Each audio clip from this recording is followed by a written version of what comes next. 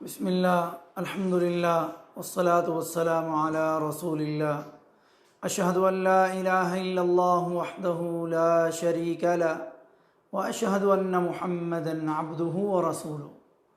محترم ناظرین، اللہ رب العزت کے فضل اور کرم کے بعد آج انشاءاللہ آیت الکرسی کے فضائل، اس کی تفسیر اور اس میں توحید کے دلائل، اس بارے میں بات شروع کی جا رہی ہے، جس میں آج سب سے پہلا سٹیپ ہے، جس کا پہلا پارٹ یہ ہے آیت الکرسی کی تمہید۔ اس کے مقدمے کے اندر چند باتیں آپ کے سامنے رکھوں گا تاکہ ہم سٹیپ بائی سٹیپ آیت الکرسی کی تفسیر، اس کی فضیلت، اس کا مقام اور مرتبہ سمجھ سکیں۔ جیسا کہ آپ جانتے ہیں، آیت الکرسی بہت بڑی عظمت اور رفعت والی آیت ہے، اور اس بلندی اور برتری کا سبب اس میں بیان کردہ باتیں ہیں۔ یہ رب العالمین کی توحید اور اس کے دلائل، اللہ کی کبریائی، بڑائی اور صفات پر مشتمل ہے، اور جیسا کہ معلوم ہے کہ سب سے بلند اور برتر ذات اللہ مالک الملک کی ہے۔ اسی سلسلے میں علامہ راضی رحمہ اللہ نے تحریر کیا ہے، التفسیر الکبیر کے اندر، الکشاف کے اندر، تفسیر القرطبی کے اندر، تفسیر البیضاوی، تفسیر التحریر والتنویر اور ایسر التفاسیر وغیرہ میں یہ ذکر ہے۔ وَاعْلَمْ أَنَّ الذِّكْرَ وَالْعِلْمَ يَتْبَعَانِ الْمَذْكُورَ وَالْمَعْلُومَ فَكُلَّمَا كَانَ الْمَذْكُورُ وَالْمَعْلُومُ أَشْرَفَ كَانَ الذِّكْرُ وَالْعِلْمُ أَشْرَفَ وَأَشْرَفُ الْمَذْكُورَاتِ وَالْمَعْلُومَاتِ هُوَ اللَّهُ سُبْحَانَهُ وَتَعَالَى فلهذا السبب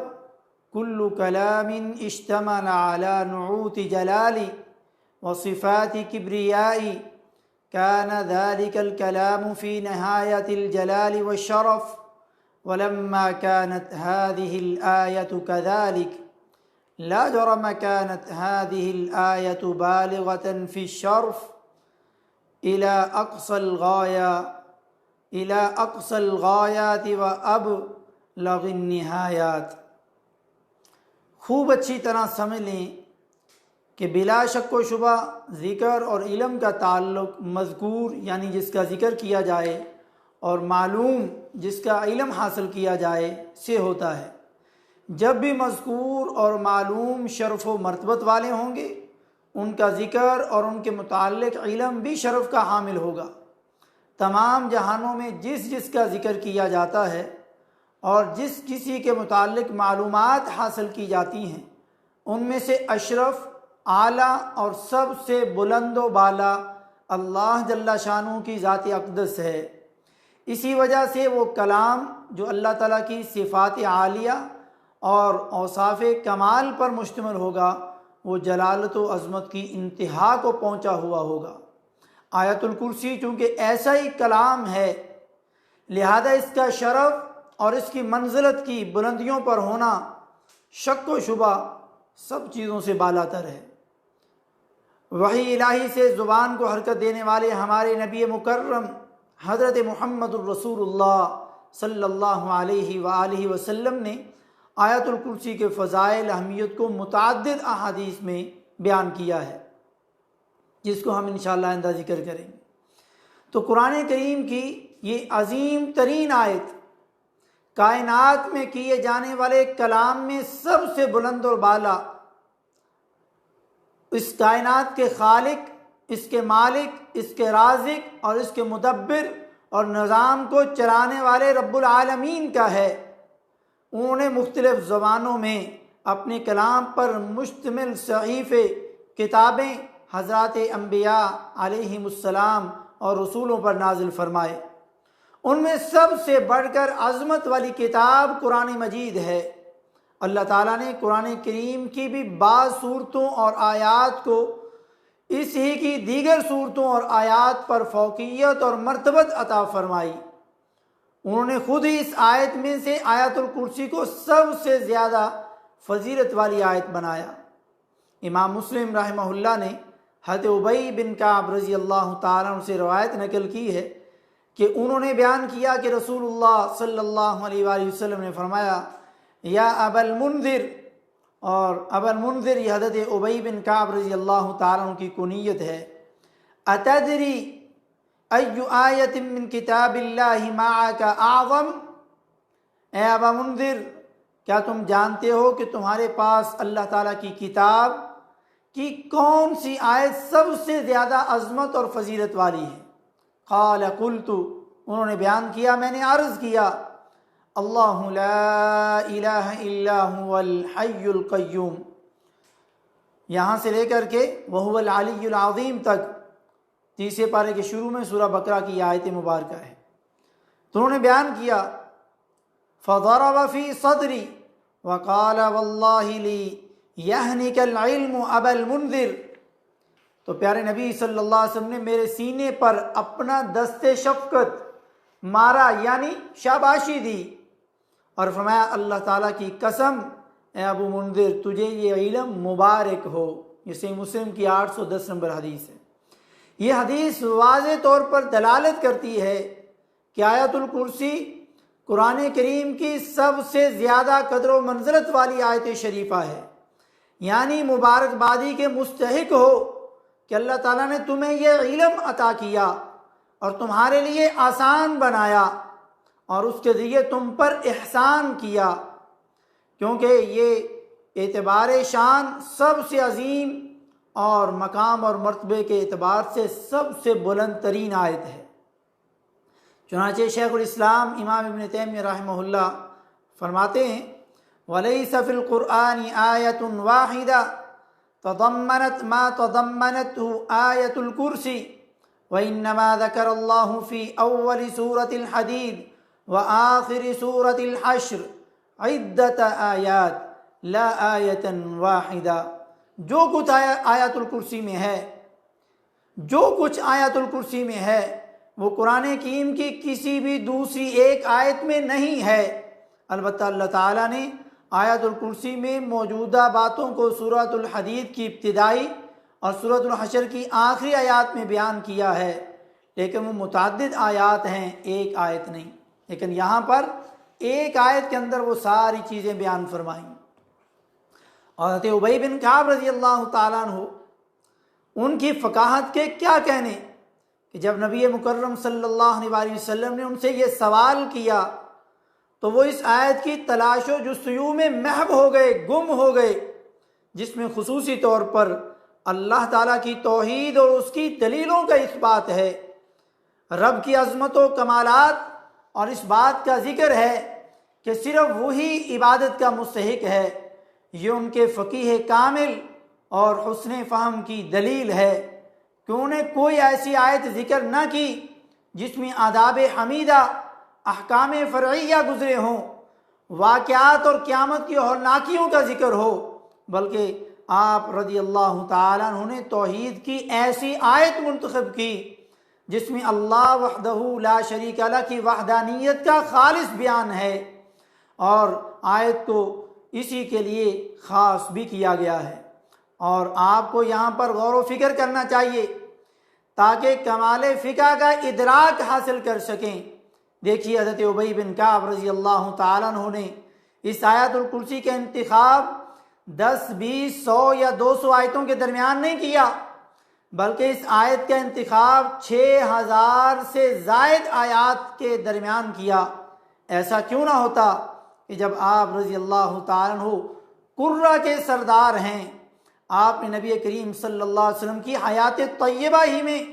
قرآن کو جمع کر کے آپ صلی اللہ علیہ وسلم کی خدمت اقدس میں پیش کیا، اور آپ صلی اللہ علیہ وسلم سے مبارک علم سیکھا،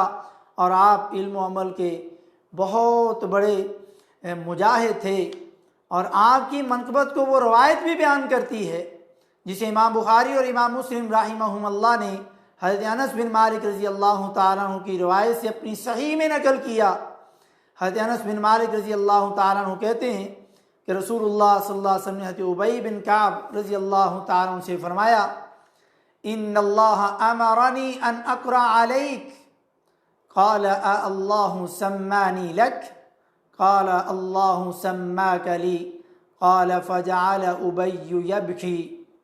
اللہ تعالیٰ نے مجھے اس بات کا حکم دیا ہے کہ میں تمہیں قرآن سناؤں، ابئی کہنے لگے کیا اللہ تعالیٰ نے میرا نام لے کر کے آپ سے کہا ہے؟ اللہ سمانی لک، اے اللہ کے نبی صلی اللہ علیہ وسلم کیا اللہ نے میرا نام لے کے کہا ہے کہ ابئی آپ کو قرآن سنائے؟ آپ صلی اللہ علیہ وسلم ہاں اللہ تعالیٰ نے تمہارا نام لے کر کے مجھ سے کہا ہے۔ راوی کہتے ہیں کہ یہ سن کر حضرت ابی بن کعب رضی اللہ تعالیٰ عنہ فرتے جذبات اور مسرت خوشی کے آنسو رونے لگے۔ یہ صحیح بخاری کی 4969 اور صحیح مسلم کی 799 نمبر حدیث ہے۔ یعنی اندازہ کریں کیا شان اور مقام ہوگا اس شخص کا جس کو کائنات کا سب سے افضل شخص، امام الانبیاء، خطیب الانبیاء حضرت محمد الرسول اللہ صلی اللہ علیہ وسلم کہیں کہ اللہ نے تیرا نام جو کائنات کا مالک، رازق اور مدبر ہے، وہ فرما رہا ہے کہ بھائی تم مجھے قرآن سناؤ، میں تمہارا قرآن سننا چاہتا ہوں، اللہ کے حکم سے سننا چاہتا ہوں۔ کیا فضیلت ہے ان صحابہ کرام کی، کیا شان اور مقام اور مرتبہ حاصل کیا انہوں نے، جس کی کوئی مثال قیامت تک نہیں مل سکتی۔ اور مثال بھی کیسے ملے، کیونکہ وہ نبی دوبارہ نہیں آ سکتا،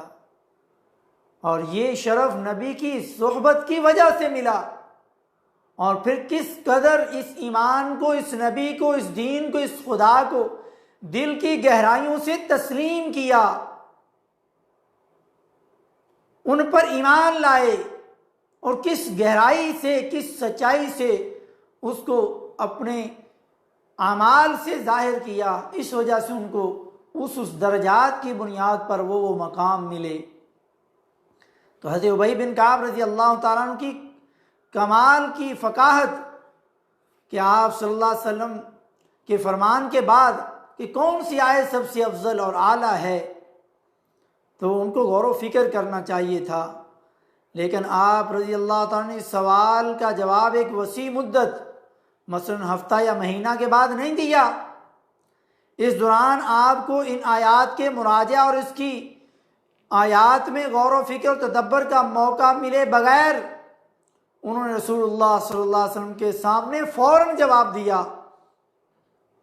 اور اس آیت الکرسی کو پیارے نبی صلی اللہ علیہ وسلم کے سامنے پیش کیا کہ یہ سب سے افضل آیت ہے میرے لحاظ سے، میرے غور و فکر کرنے کے لحاظ سے۔ وجہ کیا تھی؟ اس آیت کریمہ میں توحید کی تینوں قسموں کو مختصر اور مفید اور نفع بخش دلائل توحید کے اس بات اور اس کی وضاحت کے متعلق بیان کیا گیا ہے، اور توحید کی الگ الگ اقسام بیان کی گئی ہیں۔ یہ آیت کریمہ توحید ربوبیت، توحید الوہیت اور توحید اسماء و صفات پر مشتمل ہے، اور اللہ تعالیٰ کی وسیع بادشاہت، عزت اور جلال، عظمت و کبریائی اور تمام مخلوق پر اس کی برتری کو شامل ہے۔ تنہا یہ آیت کریمہ اللہ تعالیٰ کے اسماء و صفات کے بارے میں ایسے عقیدے کی حیثیت رکھتی ہے جو تمام پیارے پیارے ناموں اور بلند و بالا صفات کو شامل ہے، جیسا کہ شیخ سعدی نے اپنی تفسیر سعدی کے اندر اس کو ذکر کیا۔ جی ہاں، اس آیت کے اختیار کرنے میں ابی بن کعب رضی اللہ تعالیٰ عنہ کی نگاہ عمیق اور بہت گہری اور دقیق تھی، اور یہ صحابہ کے دلوں میں شان توحید کی عظمت پر دلیل تھی۔ اور اس کی نظیر بخاری شریف کی وہ روایت ہے جسے سیدہ عائشہ طاہرہ مطہرہ ام المومنین رضی اللہ تعالی عنہا نے روایت کیا۔ آپ فرماتی ہیں کہ نبی مکرم صلی اللہ علیہ وسلم نے ایک سریہ اس کو کہتے ہیں جس میں پیارے نبی صلی اللہ علیہ وسلم جس جنگ میں شریک نہ ہوئے ہوں اور کسی کو امیر بنا کے یعنی بھیجا گیا ہو، اور غزوہ اس کو کہتے ہیں جس میں پیارے نبی صلی اللہ علیہ وسلم بے نفس نفیس خود شریک ہوئے ہوں۔ تو یہ سریہ جس میں آپ نے کسی کو امیر بنا کر کے بھیجا لیکن آپ اس جنگ میں شریک نہیں ہوئے، اس میں ایک شخص کو امیر بنایا جو انہیں نماز پڑھاتا تھا اور اپنی قرات قل هو اللہ احد کے ذریعے ختم کرتا تھا۔ یعنی کوئی بھی سورت پڑھ لیں، قرآن پاک کا کوئی بھی مقام تلاوت کر لیں آمین کے بعد، لیکن بعد میں اس سورۃ الاخلاص کو پڑھتا، ہر رکعت میں۔ جب لوگ واپس لوٹے تو انہوں نے نبی مکرم صلی اللہ علیہ وسلم سے اس کا تذکرہ کیا کہ آپ نے فرمایا، یعنی صحابہ نے فرمایا کہ اللہ کے نبی صلی اللہ علیہ وسلم یہ ہر رکعت میں سورہ اخلاص آخر میں پڑھتا ہے، جب تک سورہ اخلاص نہ پڑھے رکعت مکمل کر کے رکوع نہیں کرتا۔ تو اس سے ایسا کرنے کی وجہ دریافت کرو۔ لوگوں نے جب اس سے دریافت کی تو کہنے لگا کہ اس میں رحمان کی صفات بیان کی گئی ہیں، مجھے اس کا پڑھنا بہت محبوب ہے، بڑا پسند ہے، میرا بڑا دل کرتا ہے کہ اس صورت کو بار بار پڑھوں۔ نبی مکرم صلی اللہ علیہ وسلم اسے خبر دو کہ اللہ تعالیٰ اس سے محبت کرتا ہے۔ سبحان اللہ۔ ایسے ہی بخاری کی 7375 نمبر حدیث ہے۔ صحابی کا یہ کہنا کہ وہ بار بار قرآن اللہ کی تلاوت اور اس پر مداومت اس لیے برت رہا ہے، کر رہا ہے کیونکہ یہ سورۃ رحمان کی صفات پر مشتمل ہے۔ یقیناً یہ صحابہ کی کمال فقاہت، دور کی سمجھ اور گہرائی اور ڈوب کر کے یعنی دلائل کو نکالنا اور قرآن کو سمجھنے کی اعلیٰ مثال، اور اس بات کی دلیل کہ صحابہ کے دلوں میں توحید کی عظمت رچی بسی تھی، یعنی کہ کوٹ کوٹ کر کے بھری ہوئی تھی۔ شیخ الاسلام ابن تیمیہ رحمہ اللہ فرماتے ہیں اس بات کا متقاضی ہے کہ جن آیتوں میں اللہ کی صفات کا تذکرہ ہے ان کی تلاوت مستحب ہے، اللہ تعالیٰ اسے پسند کرتا ہے اور اسے بھی پسند کرتا ہے جو اسے محبوب رکھے۔ ان کے فتاویٰ میں 5ویں جلد 7 صفحہ پر ہے۔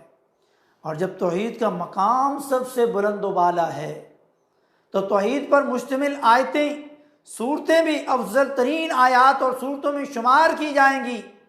اور قرآن کریم کی آیتیں اور اس کی صورتیں ایک دوسری آیتوں اور صورتوں پر بے اعتبار الفاظ اور معنی فضیلت رکھتی ہیں، نہ کہ تکلم کے اعتبار سے۔ اللہ رب العزت ہمیں سورہ بقرہ کی یہ ایک آیت جو الفاظ کے لحاظ سے سب سے بڑی نہیں لیکن مقام اور مرتبے کے لحاظ سے قرآن کی سب سے بڑی آیت ہے، لیکن الفاظ کے لحاظ سے لمبی آیت، سورہ بقرہ کی آخری آیات سے پہلے آیت وہ ہے جس کے اندر قرض لے کے لکھنے کا ذکر ہے، وہ سب سے لمبی ہے، لیکن مقام اور مرتبے کے اعتبار سے یہ آیت الکرسی لمبی ہے۔ تو انشاءاللہ اس کی تفسیر، اس کے مختلف حصوں، اس میں توحید کے دلائل، اس میں اللہ کا اسم اعظم، اس پر انشاءاللہ آئندہ بات کریں گے۔ اللہ رب العزت سے دعا ہے اللہ رب العزت ہمیں قرآن کو گہرائی سے سمجھنے، اس پر غور و فکر و تدبر کرنے کے اللہ توفیق نصیب فرمائے، اور اس آیت الکرسی کے فضائل، اس کا مقام، اس کی مرتبت آنے والے درسوں میں اللہ رب العزت ہمیں سمجھنے، اس کو سننے، اس پر غور اور فکر کرنے کے اللہ توفیق نصیب فرمائے، اور انشاءاللہ اس سے ہمارے دل ایمان اور قرآن کے غور و فکر کرنے سے ضرور روشن ہوں گے۔ اللہ رب العزت ہمیں سمجھنے والا بنائے۔ سبحان ربک رب العزت عما یصفون وسلام علی المرسلین والحمد للہ رب العالمین۔